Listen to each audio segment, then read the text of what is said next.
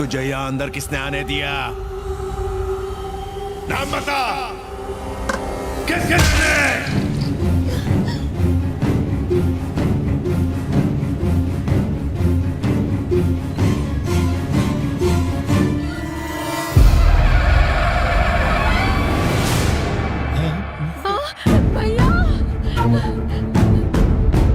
भैया, ये ऐसा काम नहीं कर सकते, ऐसा कुछ नहीं कर सकते, मुझ पे विश्वास करो। देख क्या रहे हो? काट डालो साले को। भैया, हट हट हट। उन्हें छोड़ो भैया। भैया, ऐसा मत करो। भैया, वो आपके बहनों ही है, मेरा सुहाग मत उजाड़ो भैया। इसके जलने के बाद जो राख बचेगी उसे अपनी मांग में भर के बैठी रहो। भैया, कुछ तो रहम करो।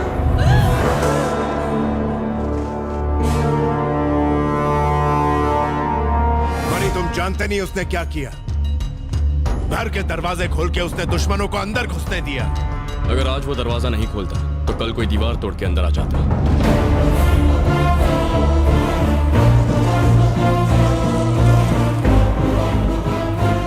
आपकी बहन इस रिश्ते से खुश नहीं है, मैं उससे प्यार नहीं करता, हम दोनों ये शादी नहीं करना चाहते।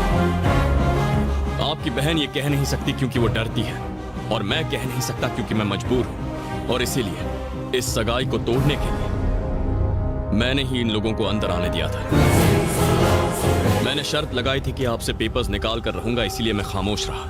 लेकिन अगर आप पेट्रोल डालकर किसी बेगुनाह को जलाएंगे तो मैं चुप नहीं रहूंगा। चलो ये खत्म करते हैं।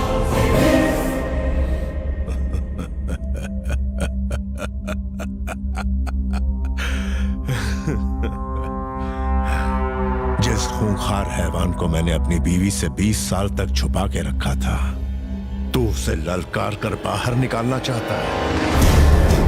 बेड़ियां टूटने के बाद क्या होगा ये देखना चाहता है। मैं तुझे जागीर देने वाला था, अपनी बहन का हाथ देने वाला था, लेकिन अब तुझे मार।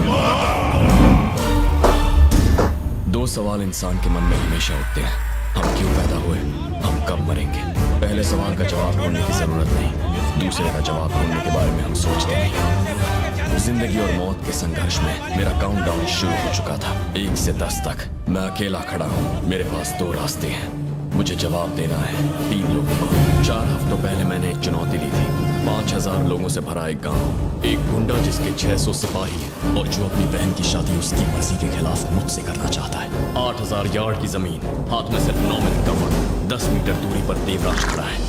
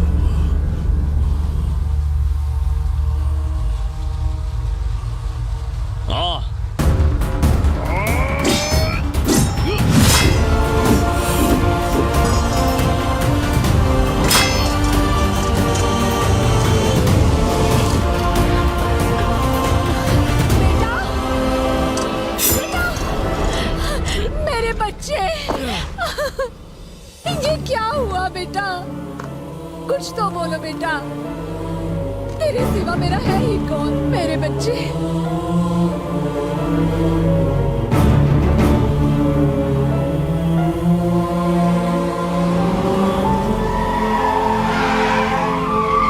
वानी, ये गलत रास्ता है। अरे ये जो रास्ता लेगी वही सही होगा।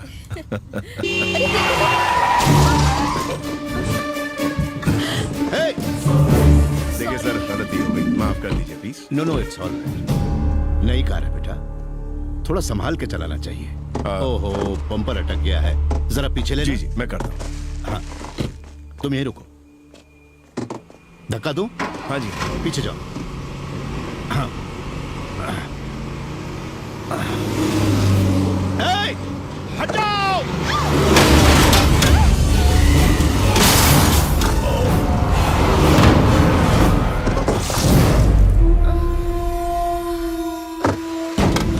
तुम लोग गाड़ी में बैठो और डालो जल्दी जल्दी। कोई बच के जाने ना पाए। लाशों के ढेर बिछा दो। जल्दी जल्दी। गाड़ी में बैठो।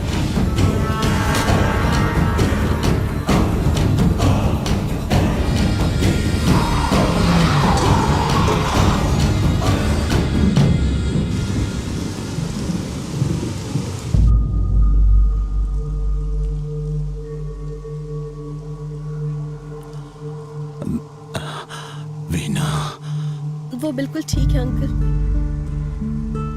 पर आप मेरी वजह से। मैं एम्बुलेंस बुला रही हूँ, हम मुंबई के किसी बड़े हॉस्पिटल में आपको एडमिट करवाएंगे। मेरा यहाँ एक बहुत जरूरी काम बाकी है। आपका जो भी काम है मुझे बता दीजिए। बेटा, वो मैंने एक प्रॉपर्टी अपने दोस्त को बेची थी, किसी ने उस पर कब्जा कर लिया। वो इसी गांव का ही है, मुझे उससे बात करनी है। उसको कहना है कि ये जमीन छोड़ दे। आपने ये जानबूझ के थोड़ी ही किया। पता चलने पर कुछ नहीं किया तो ये चीटिंग होगी, और मैंने कभी किसी को धोखा नहीं दिया। मुझे ऐसा कुछ नहीं करना जिससे मेरे दोस्त को नुकसान हो। मुझे उससे बात करनी है। आपके साथ ये किसने किया है? आप बस नाम बता दीजिए, मेरे भैया यहाँ सब कुछ संभाल लेंगे।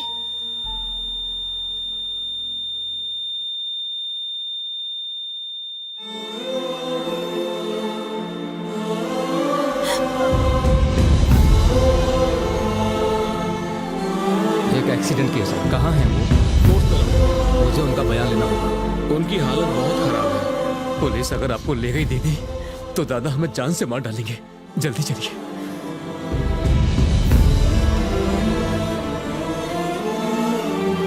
नहीं,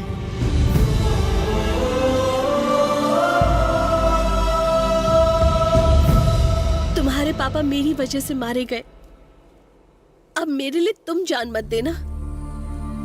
उस हादसे के बाद से हर रोज मैं ये बोझ अपने सीने पर लेकर जी रही हूँ। अब मैं और नहीं सह सकती हूँ। नहीं भैया, इसे छोड़ दो। देवराज, चाकू के वार से कहानी खत्म होती है। चाकू नीचे फेंक दो और एक नई कहानी शुरू करो।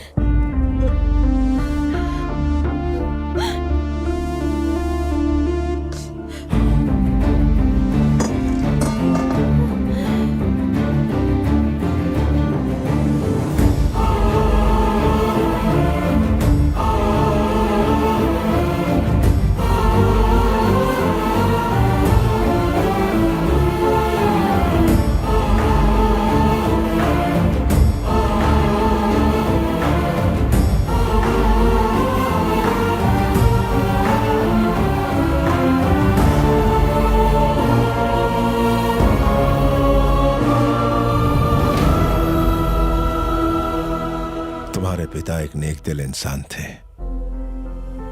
जो अपने आखिरी लम्हों में भी किसी और की भलाई के बारे में सोच रहे थे। मैं एक तलवार से 100 लोगों को मौत के घाट तो उतार सकता हूं, लेकिन मुझे अपने हाथों से किसी की जान बचाना नहीं आता जो उन्हें आता था। तुम्हारे पिता की महानता का सबूत इस बात से नहीं मिलता कि मेरी बहन जिंदा है। मेरे घर की खुशियां भी ये बयान नहीं कर सकती। इस घर की सजावट भी उसके आगे फीकी है। अगर ये पेपर्स इस बात का सबूत है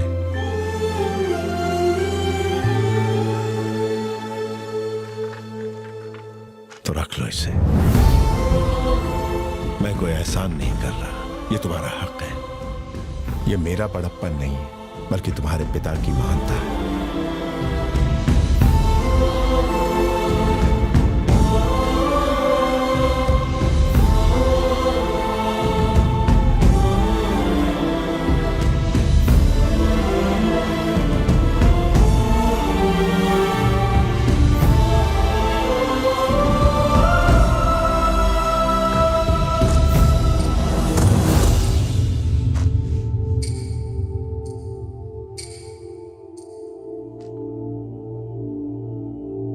ठीक 12 बज रहे हैं। तुम्हारी मोहलत खत्म हुई।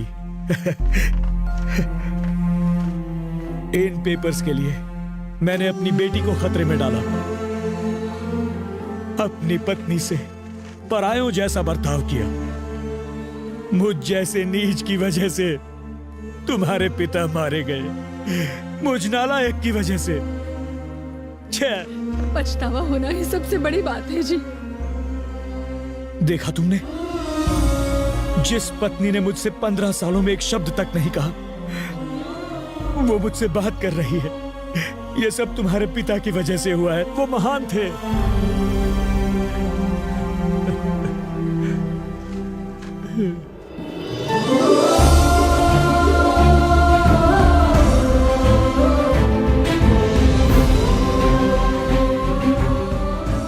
आपने मुझे जन्म दिया पापा। आपने उस लड़की को एक नई जिंदगी दी। जो आदमी आपसे नफरत करता था वो आज आपके गुण गा रहा है। आपने मेरा मिलन उस लड़की से कराया जो मुझे बहुत चाहती है। अगर हम दूसरों का भला करें तो हमारा अच्छा ही होगा।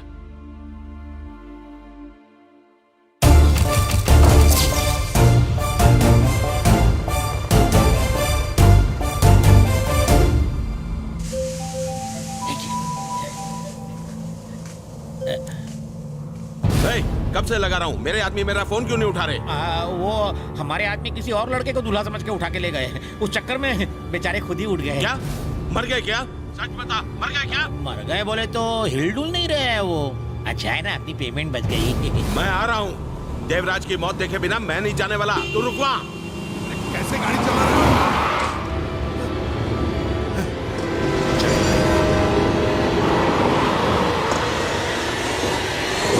देवराज, मैं तुझे छोड़ूंगा नहीं।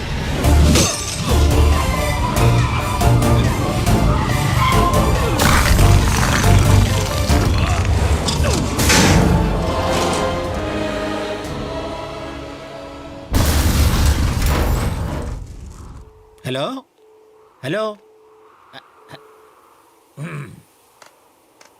ड्राइविंग करते वक्त फोन पर बात नहीं करनी चाहिए। अरे रुको रुको, स्टॉप स्टॉप, रुको। हाय बनी। अरे सर, आप यहाँ कैसे? ये क्या हो गया? ये कुछ नहीं। उस दिन तुमने अपनी सारी प्रॉपर्टी दे के कुछ बेकार शेयर्स रखे थे अपने लिए, ऐसा मोहन ने बताया था। उन शेयर्स की कीमत आज 500 करोड़ हो गई है। हाँ, तुम पहले से ज्यादा अमीर हो गए हो। अब तुम्हें किसी की मदद की जरूरत नहीं है। जिस घर को तुमने बेचा था, अब तुम वहीं से अपने पिता का नाम रोशन कर सकते हो। मैं ये बात तुम्हें फोन करके भी बता सकता था, पर ये बात सुनने के बाद तुम्हारा रिएक्शन मैं देखना चाहता था। मुझे तो यकीन नहीं हो रहा। सॉरी सॉरी सॉरी सॉरी यार, सॉरी, गलती हो गई। संभाल। अरे क्या किया? पत्थर पड़े थे, इस हीरे को नहीं पहचान पाया। मैंने तो तुम्हें पहले ही बताया था। कब बताया? मेरी झूठ मत बोलो यार, मेरी बात मान सकते। हमारी परेशानियां दूर करने के लिए मेरे हाथ में पड़ा ये रद्दी कागज आपने करोड़ों। ये मेरी कहानी है। हर कहानी में एक हीरो होता है। वो जितनी बड़ी प्रॉब्लम सुलझाता है उतना ही बड़ा हीरो बन जाता है। और ये हीरो कोई भी हो सकता है, कोई आम आदमी भी, जिसके इरादे मजबूत हो। आपने महान शब्द की परिभाषा बदल दी। आप मेरी कहानी के हीरो हैं। आप एक हीरो हैं पापा। I am proud to be the son of Satyamurthy. आपने मुझे जो वैल्यूज दी वही मेरी पूंजी है।